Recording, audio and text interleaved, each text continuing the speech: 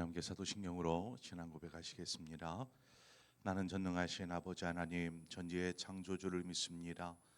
나는 그의 유일하신 아들 우리 주 예수 그리스도를 믿습니다. 그는 성령으로 잉태되어 동정녀 마리아에게서 나시고 본디오 빌라도에게 고난을 받아 십자가에 못 박혀 죽으시고 장사된 지 사흘 만에 죽은 자 가운데서 다시 살아나셨으며 하늘에 오르시어 전능하신 아버지 하나님 우편에 앉아 계시다가 거기로부터 살아있는 자와 죽은 자를 심판하러 오십니다. 나는 성령을 믿으며 거룩한 공교회와 성도의 교제와 죄를 용서받는 것과 몸의 부활과 영생을 믿습니다. 아멘. 우리 함께 찬송가 436장 나 이제 주님의 새 생명 얻은 몸, 찬송가 436장 함께 찬송하도록 하겠습니다. 436장입니다.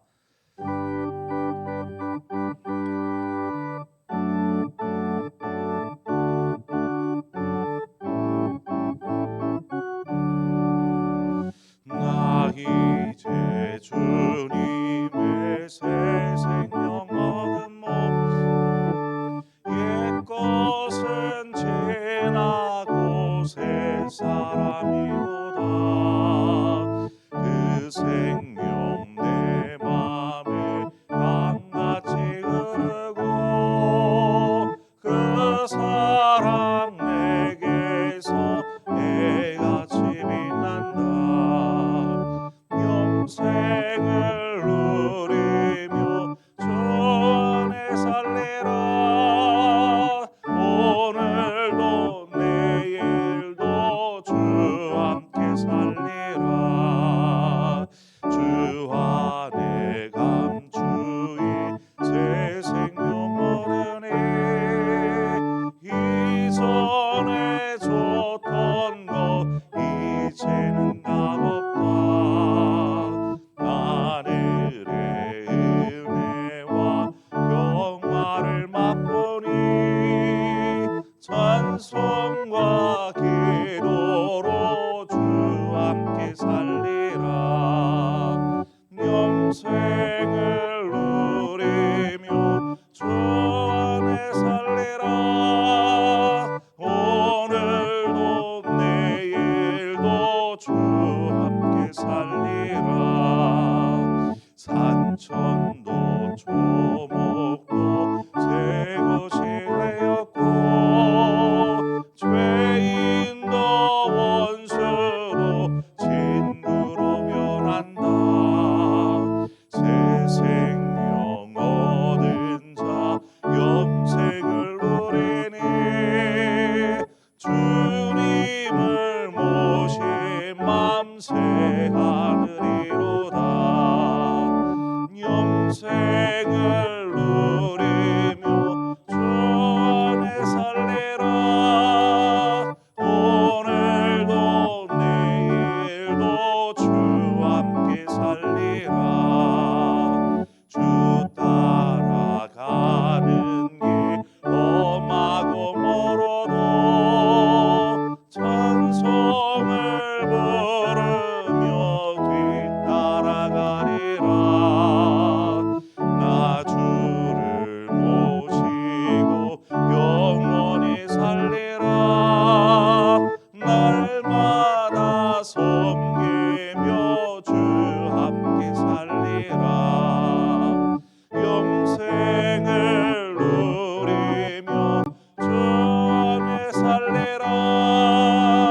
오늘도 내일도 주 함께 살리라. 아멘. 하나님 말씀 보겠습니다. 열왕기상 8장 1절에서 11절의 말씀입니다.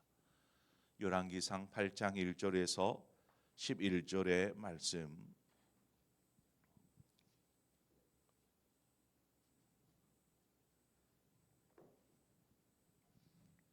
네, 주신 말씀 한 절씩 교독해서 보도록 하겠습니다.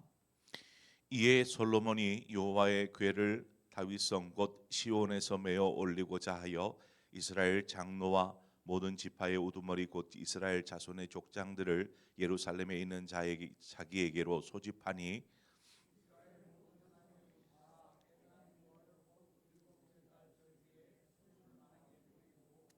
이스라엘 장로들이 다 이름에 제사장들이 궤를 매니라.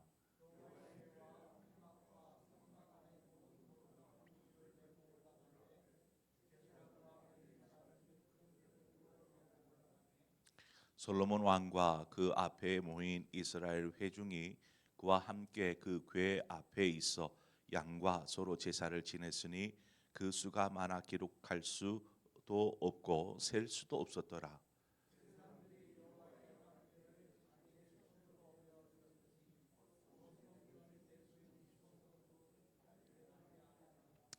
그룹들이 그 궤 처소 위에서 날개를 펴서 교회와 그 채를 덮었는데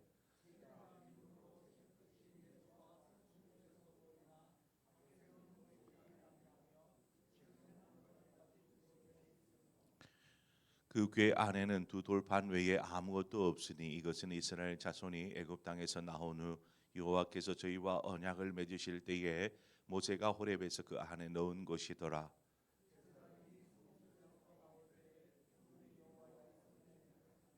함께 읽습니다.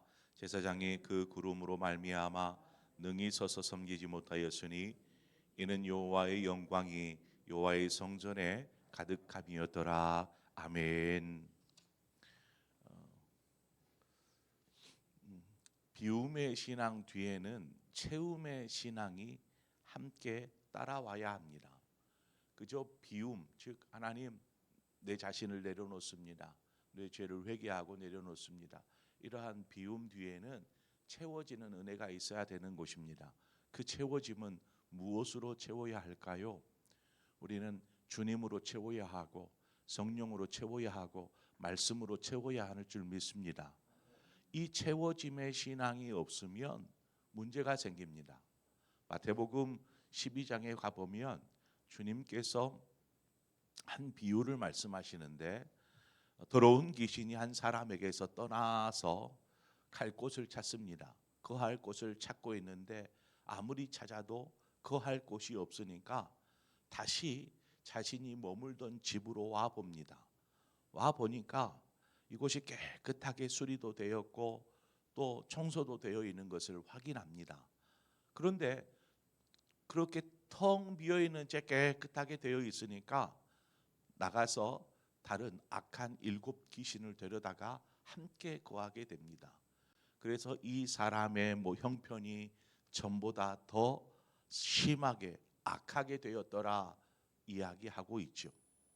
솔로몬은 하나님의 성전을 참 그 어느 것과 비교할 수 없을 만큼 아름답게 지었습니다.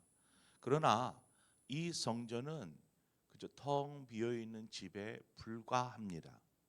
속이 비어 있는 집, 그곳에는 어떤 영광도 없는 그저 겉만 금빛으로 찬란할 뿐이었습니다. 그러한 집이라는 거죠. 오늘 본문을 보면 솔로몬이 하나님의 언약궤를 하나님의 성전으로 옮기는 내용입니다.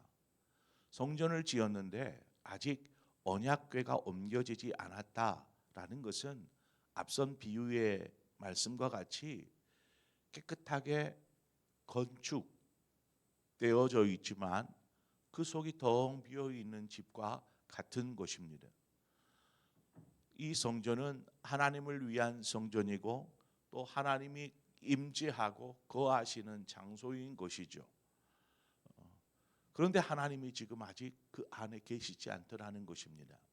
언약궤, 하나님의 언약궤라고 말하는 이 언약궤는 바로 하나님의 임재의 상징이었습니다. 그것은 이스라엘 백성들도 다 아는 내용이었죠. 그래서 하나님의 언약궤가 지성소에 놓이지 않으면 그것은 하나님의 성전이라고 말할 수 없는 것입니다. 우리 중심에 주님이 거하시지 않으면 우리는 겉으로 신앙생활을 하는 그리스도인이라 보여지지만 우리 안에 주님이 거하시지 않으면 우리는 가짜 그리스도인이 되는 것입니다.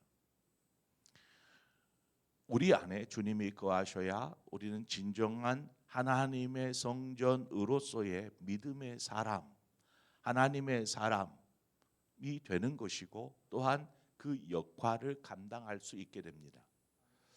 주님을 우리 마음에 모셔드리는 일, 우리는 그것을 영접한다라고 이야기하지 않습니까? 영접한다. 또 영접한다라는 것은 믿는다라는 의미입니다. 영접하는 자, 곧 그 이름을 믿는 자들에게는 하나님의 자녀가 되는 권세를 주셨으니 말씀하신 것처럼 우리는 주님을 영접하고 주님을 믿는 사람. 자, 이것과 그 다음 단계가 뭡니까? 이제는 주님을 내 삶의 주인으로 모시고 살아가는 것이죠.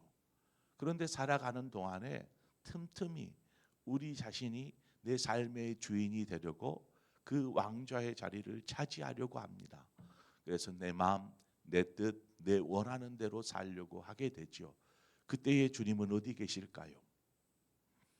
뭐 우리에게서 떠나 어디 멀리 가시지는 않습니다. 아마 우리 주변에 머물고 계실 것입니다. 우리 마음 저 멀리. 우리는 주님을 우리의 중심에 모셔드려야 합니다. 왜요? 주님이시기 때문에. 우리의 삶의 주인이기 때문에 우리는 주님을 우리의 삶의 중심에 모셔드려야 합니다. 주님이 우리의 삶의 중심에서 멀어지면 멀어질수록 우리는 거짓된 신앙을 하게 됩니다. 거짓된 신앙생활. 지금 솔로몬은 성전으로 하나님을 모셔드리는 일을 하고 있는 것입니다. 언약궤를 옮긴다. 그것은 곧 하나님을 성전 안으로 모셔드리는 일인 것이죠. 그 일을 위해서 제사장들이 궤를 맵니다. 뿐만 아니라 이스라엘 지파의 족장들과 장로들이 다 동원이 됩니다. 더불어서 이스라엘 백성 전체가 함께 예루살렘으로 모여서 지금 이 광경을 목격하고 또 그 참여하는 것이죠. 언약궤를 지성소로 옮기는 이 일에 참여하는 것입니다. 이것은 무슨 의미일까요?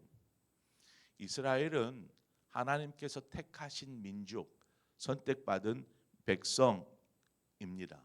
그러니까 하나님께서 택하신 백성의 나라, 또 하나님 중심의 나라, 하나님 다스리는 나라, 하나님께서 주인된 나라. 지금 그것을 온 이스라엘 백성들이 있는 앞에서 이 언약궤를 옮겨서 지성소에 놓는 이 일을 통해서 선포하고 있는 것입니다. 하나님이 이 나라의 주인이십니다. 하나님이 이 나라를 다스리고 계십니다. 하나님이 여러분의 삶을 다스리고 계십니다. 이것들을 선포하고 모두가 함께 아멘하면서 이 일들을 행하고 있는 것입니다. 언약궤가 이동하는 다윗성에서 성령까지 온 백성들로 가득 차 있습니다. 그리고 그 광경을 바라보는 것이죠. 5절 말씀에 보면 솔로몬 왕과 그 앞에 모인 이스라엘 회중이 그와 함께 그 궤 앞에 있어 양과 소로 제사를 지냈으니 그 소가 많아 기록할 수도 없고 셀 수도 없었더라. 다윗이 언약궤를 오벳 에돔의 집에서 다윗성으로 옮길 때에도 이와 같은 절차를 밟았습니다. 한 걸음 뗄 때마다 소를 잡고 한 걸음 뗄 때마다 양을 잡고 제사를 드리는 것이죠. 지금 오늘 본문에서도 솔로몬이 양과 소의 제사를 계속해서 드리는 것을 보게 됩니다. 너무나 많이 드리다 보니까 몇 마리를 드렸는지도 셀 수 없을 만큼 많은 제사를 드립니다. 자, 이 제사는 어떤 제사라고 말할 수 있을까요? 이 제사는 거룩과 정결을 위한 제사입니다. 거룩과 정결. 거룩하신 하나님의 임재가 있는 이 언약궤가 지금 하나님의 지성소 가운데로 들어오기 위해서는 필연적으로 이 제사를 드려야만 합니다. 거룩함의 제사, 정결함의 제사. 하나님은 죄와 함께 동행하시지 않기 때문이죠. 우리가 주님을 영접하고 주님을 우리 삶의 주인 되게 하시기 위해 우리는 거쳐야 될 과정이 있죠. 우리가 죄인임을 고백하는 것입니다. 주님이 필요합니다. 주님이 아니면 나를 죄 가운데서 구원할 자가 없습니다. 주님 나를 구원하여 주시옵소서. 이 과정이 필요합니다. 죄를 회개하기 위해서 주님의 보혈이 필요한 것처럼 더불어 이 제사가 지금 이 사람이 지어놓은 이 성전을 이 짐승의 피로 정결케 하고 거룩케 하며 또 하나님께서 거하실 그곳을 거룩하게 하는 것과 같습니다. 뿐만 아니라 이 제사는 어떤 의미의 제사인가? 기쁨의 감사의 제사라 이렇게 말할 수 있습니다. 주님이 거하시게 될 그 지성소, 이제 주님이 계셔야 될 그곳에 오게 됨을 기뻐하여 감사하여 소리 높여 드리는 어떤 그러한 제사라는 것입니다. 9절에 보니까 그 궤 안에 두 돌판 외에 아무것도 없으니 이것은 이스라엘 자손이 애굽 땅에서 나온 후 여호와께서 저희와 언약을 맺으실 때에 모세가 호렙에서 그 안에 넣은 것이더라 이렇게 말합니다. 궤를 열어보므로 정말 수많은 사람들이 이 블레셋으로 넘어갔을 때에 그 안에 뭐가 들어있나 궁금해가지고 열어본 적이 있습니다. 그것으로 인해 그 성읍의 사람들이 다 죽습니다. 이러한 일들이 있었는데 그런데 어떻게 그 궤에 무엇이 남아 있었는지 어떻게 알았을까요? 이것은 저도 궁금합니다. 여하튼 그 궤 안에 무엇만 남아 있습니까? 두 돌판만 남아 있다. 분명히 언약궤 안에는 세 가지가 담겨져 있었습니다. 두 돌판, 하나님께서 적으신 그 십계명의 두 돌판 외에도 두 가지가 더 있었어요. 뭐가 없습니까? 아론의 쌍난 지팡이, 또 하나가 그 하나님께서 주신 광야 가운데 주신 만나가 담긴 항아리, 이 세 가지가 함께 그 언약궤 속에 담겨 있어야 되는데 이 지팡이하고 만나가 담긴 항아리가 사라져 버렸습니다. 그리고 오로지 두 언약궤만 두 십계명 돌판만 남아 있는 상황입니다. 이 두 가지 지팡이와 항아리가 언제 사라졌을까 유추해 보기를, 아마도 블레셋에게 언약궤를 빼앗겼을 때 그때 소실이 되었을 것이다 이렇게들 이야기합니다. 뭐 그것도 뭐 추측성의 이야기인데 뭐 이스라엘 백성이 언약궤를 열고 그 지팡이와 이걸 가져갔겠습니까? 언약궤가 얼마나 중요한지를 아는데, 그러니까 그 속에 있는 두 가지 물품이 빠지게 된 것은 아마도 블레셋에게 빼앗겼을 그때에 누군가가 블레셋에서 가져갔다 이렇게 생각해 볼 수 있습니다.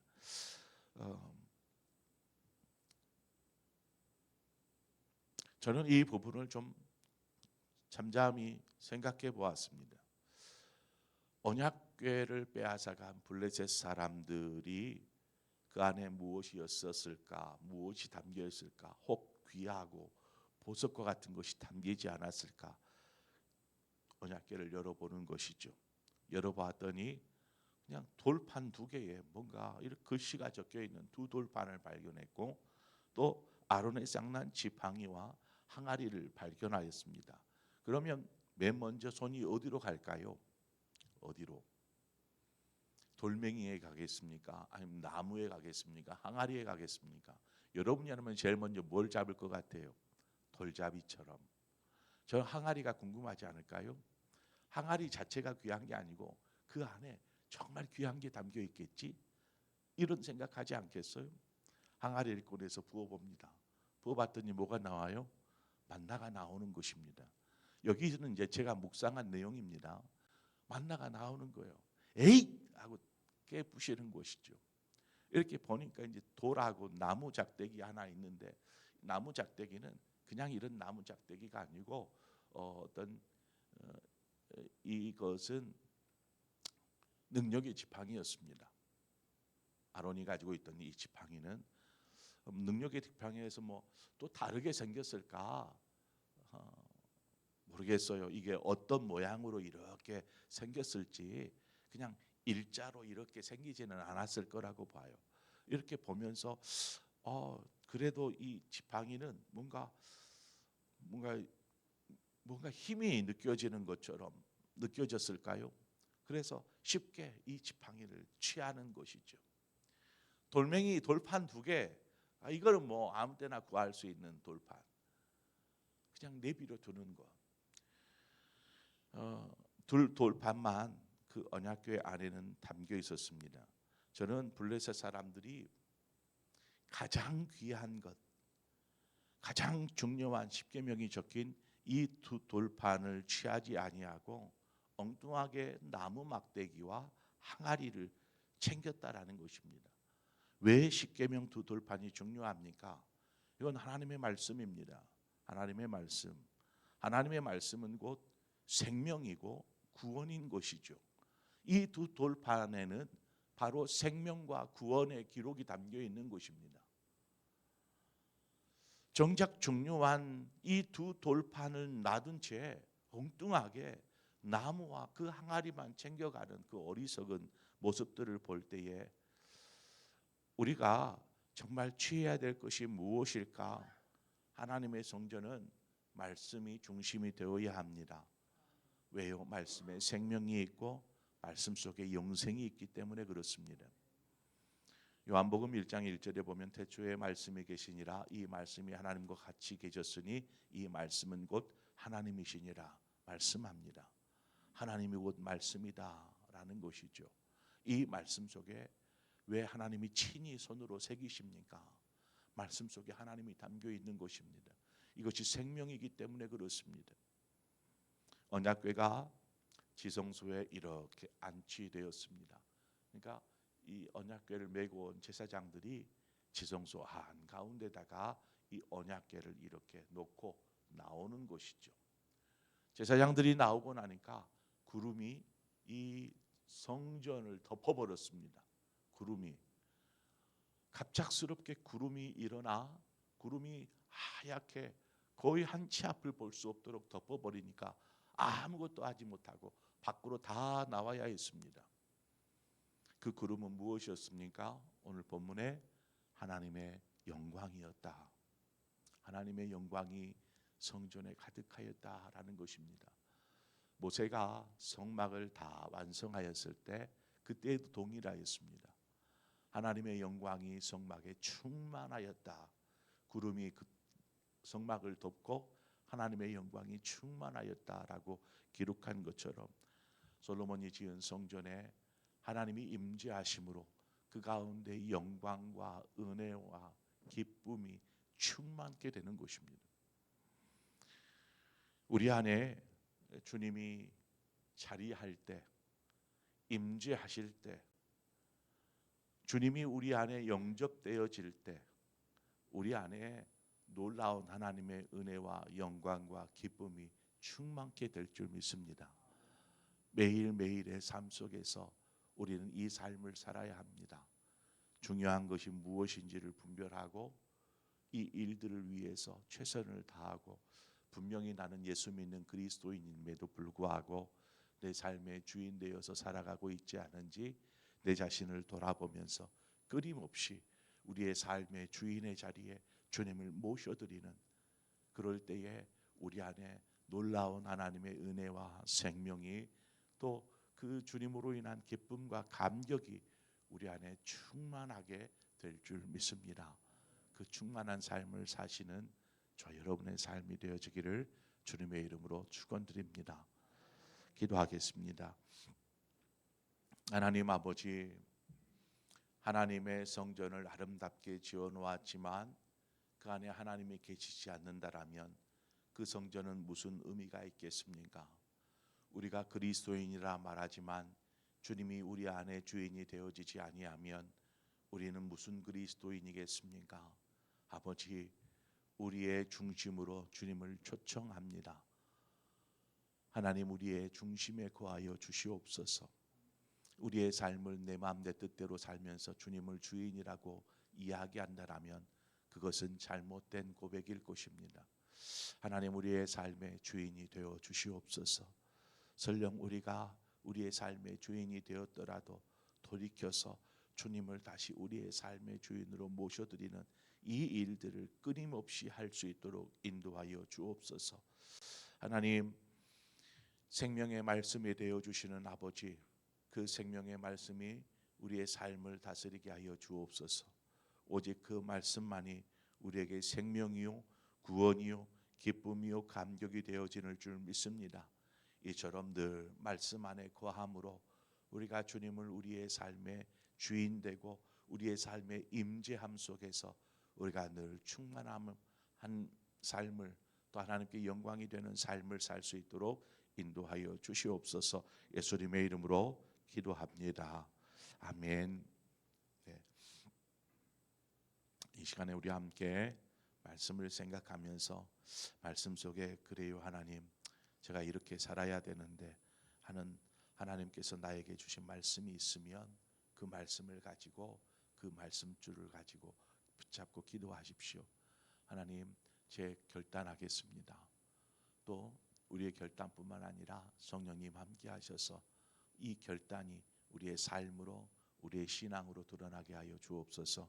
그렇게 말씀을 생각하면서 기도하시고 더불어서 우리 교회를 위해서 기도해 주시기를 바랍니다. 오늘 특별히 주보에 나와 있는 대로 우리 다음 세대들의 겨울 행사들을 위해서 기도해 주시기를 바랍니다. 이번 주 금요일, 토요일 우리 중고등부에 또 겨울 행사가 있고요. 이제 1월 말쯤에 청년부 수련회가 있고 2월 달에 이제 유치부, 아동부 또 겨울 행사가 있습니다.